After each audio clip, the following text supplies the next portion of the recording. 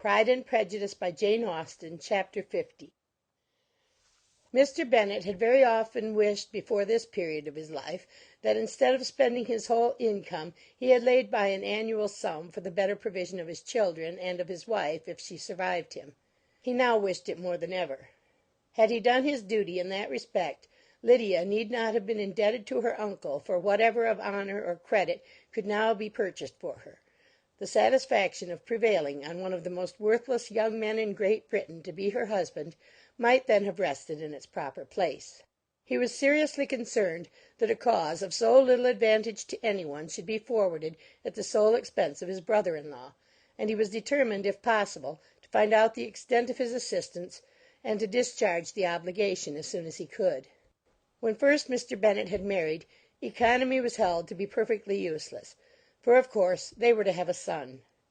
The son was to join in cutting off the entail as soon as he should be of age, and the widow and younger children would by that means be provided for. 5 daughters successively entered the world, but yet the son was to come, and Mrs. Bennet for many years after Lydia's birth had been certain that he would. This event had at last been despaired of, but it was then too late to be saving.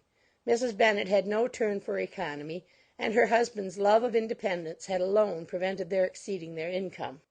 £5,000 was settled by marriage articles on Mrs. Bennet and the children, but in what proportions it should be divided amongst the latter depended on the will of the parents.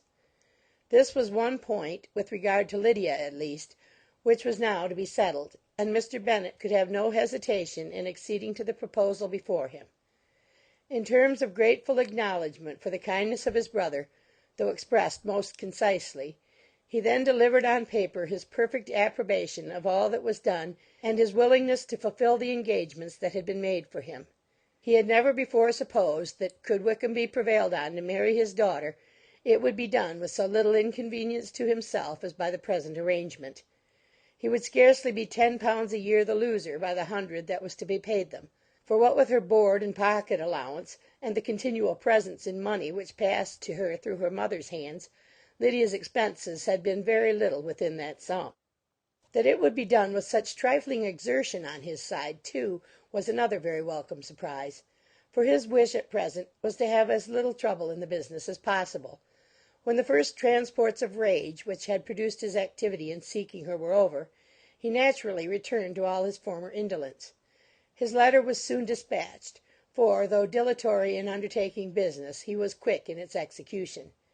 He begged to know further particulars of what he was indebted to his brother, but was too angry with Lydia to send any message to her. The good news spread quickly through the house, and with proportionate speed through the neighbourhood. It was borne in the latter with decent philosophy.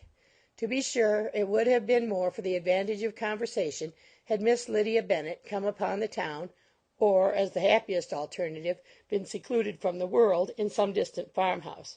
But there was much to be talked of in marrying her, and the good-natured wishes for her well-doing which had proceeded before from all the spiteful old ladies in Meryton lost but a little of their spirit in this change of circumstances, because with such a husband her misery was considered certain. It was a fortnight since Mrs. Bennet had been downstairs, but on this happy day she again took her seat at the head of her table, and in spirits oppressively high. No sentiment of shame gave a damp to her triumph. The marriage of a daughter, which had been the first object of her wishes since Jane was 16, was now on the point of accomplishment, and her thoughts and her words ran wholly on those attendants of elegant nuptials, fine muslins, new carriages, and servants. She was busily searching through the neighbourhood for a proper situation for her daughter, and, without knowing or considering what their income might be, rejected many as deficient in size and importance. "Hay Park might do," said she, "if the Gouldings would quit it, or the great house at Stoke, if the drawing-room were larger, but Ashworth is too far off. I could not bear to have her 10 miles from me, and as for Purvis Lodge, the attics are dreadful." Her husband allowed her to talk on without interruption while the servants remained, but when they had withdrawn he said to her, "Mrs. Bennet, before you take any or all of these houses for your son and daughter, let us come to a right understanding. Into one house in this neighbourhood they shall never have admittance. I will not encourage the impudence of either by receiving them at Longbourn." A long dispute followed this declaration, but Mr. Bennet was firm. It soon led to another, and Mrs. Bennet found, with amazement and horror, that her husband would not advance a guinea to buy clothes for his daughter. He protested that she should receive from him no mark of affection whatever on the occasion. Mrs. Bennet could hardly comprehend it. That his anger could be carried to such a point of inconceivable resentment as to refuse his daughter a privilege without which her marriage would scarcely seem valid, exceeded all she could believe possible. She was more alive to the disgrace which her want of new clothes must reflect on her daughter's nuptials than to any sense of shame at her eloping and living with Wickham a fortnight before they took place. Elizabeth was now most heartily sorry that she had, from the distress of the moment, been led to make Mr. Darcy acquainted with their fears for her sister; for since her marriage would so shortly give the proper termination to the elopement, they might hope to conceal its unfavourable beginning from all those who were not immediately on the spot. She had no fear of its spreading farther through his means. There were few people on whose secrecy she would have more confidently depended; but at the same time there was no one whose knowledge of a sister's frailty would have mortified her so much. Not, however, from any fear of disadvantage from it individually to herself, for, at any rate, there seemed a gulf impassable between them. Had Lydia's marriage been concluded on the most honourable terms, it was not to be supposed that Mr. Darcy would connect himself with a family where, to every other objection, would now be added an alliance and relationship of the nearest kind with a man whom he so justly scorned. From such a connection she could not wonder that he would shrink. The wish of procuring her regard, which she had assured herself of his feeling in Derbyshire, could not in rational expectation survive such a blow as this. She was humbled, she was grieved, she repented, though she hardly knew of what. She became jealous of his esteem when she could no longer hope to be benefited by it. She wanted to hear of him when there seemed the least chance of gaining intelligence. She was convinced that she could have been happy with him when it was no longer likely they should meet. What a triumph for him, as she often thought, could he know that the proposals which she had proudly spurned only 4 months ago would now have been most gladly and gratefully received. He was as generous, she doubted not, as the most generous of his sex, but while he was mortal there must be a triumph. She began now to comprehend that he was exactly the man who, in disposition and talents, would most suit her. His understanding and temper, though unlike her own, would have answered all her wishes. It was an union that must have been to the advantage of both. By her ease and liveliness his mind might have been softened, his manners improved, and from his judgment, information, and knowledge of the world she must have received benefit of greater importance. But no such happy marriage could now teach the admiring multitude what connubial felicity really was. An union of a different tendency, and precluding the possibility of the other, was soon to be formed in their family. How Wickham and Lydia were to be supported in tolerable independence she could not imagine; but how little of permanent happiness could belong to a couple who were only brought together because their passions were stronger than their virtue, she could easily conjecture.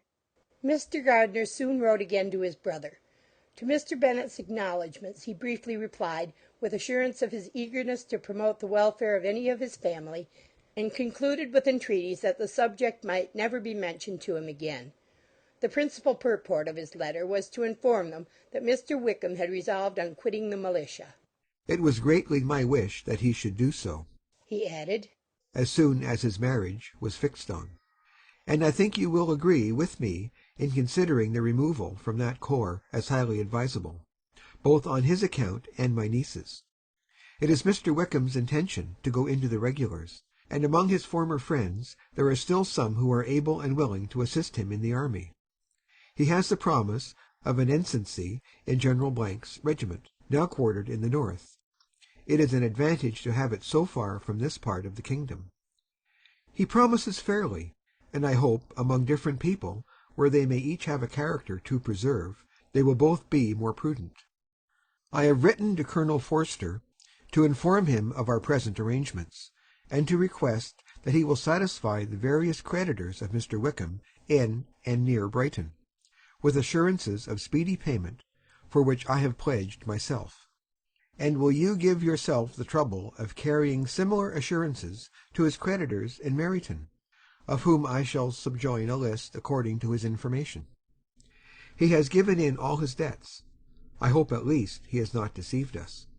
Haggerston has our directions, and all will be completed in a week. They will then join his regiment, unless they are first invited to Longbourn, and I understand from Mrs. Gardiner that my niece is very desirous of seeing you all before she leaves the south. She is well, and begs to be dutifully remembered to you and your mother. Yours, etc., E. Gardiner. Mr. Bennet and his daughters saw all the advantages of Wickham's removal from the shire as clearly as Mr. Gardiner could do, but Mrs. Bennet was not so well pleased with it. Lydia's being settled in the north, just when she had expected most pleasure and pride in her company, for she had by no means given up her plan of their residing in Hertfordshire, was a severe disappointment. And besides, it was such a pity that Lydia should be taken from a regiment where she was acquainted with everybody and had so many favourites. "She is so fond of Mrs. Forster," said she. "It will be quite shocking to send her away, and there are several of the young men, too, that she likes very much. The officers may not be so pleasant in the General's regiment." His daughter's request, for such it might be considered, of being admitted into her family again before she set off for the north, received at first an absolute negative. But Jane and Elizabeth, who agreed in wishing, for the sake of their sister's feelings and consequence, that she should be noticed on her marriage by her parents, urged him so earnestly, yet so rationally and so mildly, to receive her and her husband at Longbourn as soon as they were married, that he was prevailed on to think as they thought, and act as they wished; and their mother had the satisfaction of knowing that she would be able to show her married daughter in the neighbourhood before she was banished to the north. When Mr. Bennet wrote again to his brother, therefore, he sent his permission for them to come, and it was settled that as soon as the ceremony was over they should proceed to Longbourn. Elizabeth was surprised, however, that Wickham should consent to such a scheme, and had she consulted only her own inclination, any meeting with him would have been the last object of her wishes.